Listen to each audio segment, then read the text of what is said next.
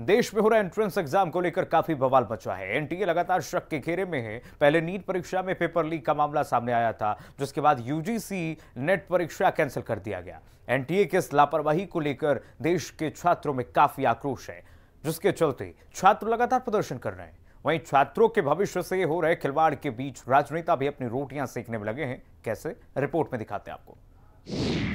देश भर में नीट धांधली पर संग्राम, परीक्षाओं में धांधली का क्या होगा अंजाम। छात्रों की व्यथा, एनटीए में धांधली की कथा। देश की सबसे भरोसेमंद परीक्षाओं पर कुठाराघात दिखाती, उस पर सवाल खड़ा करती। छात्रों की ये नाराजगी, ये नारेबाजी, ये तल्खी और अदावत के साथ देश के अलग अलग हिस्सों में पूर्व से पश्चिम तक परीक्षा में गड़बड़ी को लेकर छात्रों का जबरदस्त विरोध प्रदर्शन देखा गया।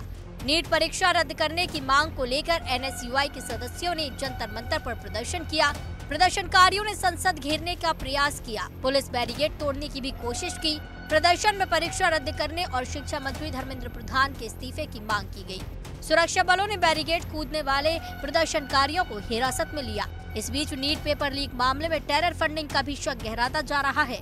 महाराष्ट्र में नांदेड़ की एंटी टेररिस्ट स्क्वाड ने इस मामले में 4 लोगों के खिलाफ एफआईआर दर्ज की है। इसमें से एक को लातूर से हिरासत में लिया गया। इससे पहले एटीएस ने रविवार को लातूर में 2 टीचर को हिरासत में लेकर लंबी पूछताछ की। इसके बाद उन्हें छोड़ दिया गया। वहीं झारखंड में भी देवघर से 5 शातिरों को गिरफ्तार किया गया। माना जा रहा है कि इन 5 का नीट एग्जाम पेपर लीक मामले में बड़ा हाथ हो सकता है। वहीं मामले में नीट यूजी परीक्षा में अनियमितताओं पर केंद्रीय मंत्री राजीव रंजन लल्लन सिंह ने कहा कि साक्ष्य में पता चला है कि कौन गेस्ट हाउस बुक कराया, किसके कहने पर गेस्ट हाउस बुक हुआ।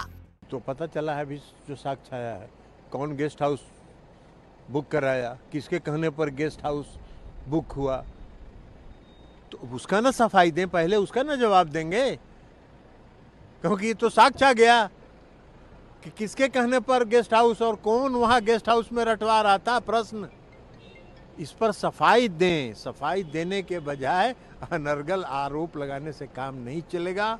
आर्थिक अपराध इकाई जांच कर रही है और साक्ष्य जिसके खिलाफ मिलेगा कार्रवाई करेगी। वहीं निर्दलीय सांसद पप्पू यादव ने बीजेपी सरकार पर निशाना साधते हुए कहा कि नीट और नेट देश में बच्चों के भविष्य के साथ खिलवाड़ करने वाली एनडीए सरकार और परीक्षा का पेपर लीक हो जाना ये नियति है या साजिश है। बिल्कुल क्लियर है, नीट और नेट और देश में बच्चों के भविष्य के साथ खिलवाड़ करने वाली एनडीए सरकार और हर तरह के परीक्षा का क्वेश्चन आउट हो जाना, ये नियति है कि ये साजिश है। और साजिश इस देश के प्रतिभावान बच्चों को खत्म करने की और ऐसे बच्चों को लाने की जो कंप्लीट रूप से अंधभक्ति करे, अंधविश्वास में पागल हो, ऐसे बच्चों को प्राथमिकता देने की और धन उपार्जन करने की। क्यों अभी तक एनजीओ के द्वारा कंडक्ट करने वाले एनजीओ को, प्राइवेट एजेंसी को खत्म क्यों नहीं किया जा रहा है? लगातार हो रहे पेपर लीक के मामले से छात्रों सहित विपक्ष जमकर सरकार को घेरने की कोशिश कर रहा है और नीट मुद्दे को राजनीतिक हथियार बताते हुए सरकार पर हमला बोल रहा है। पेपर लीक की घटना से लाखों मेहनतकश छात्रों का संस्थान पर से विश्वास उठता जा रहा है।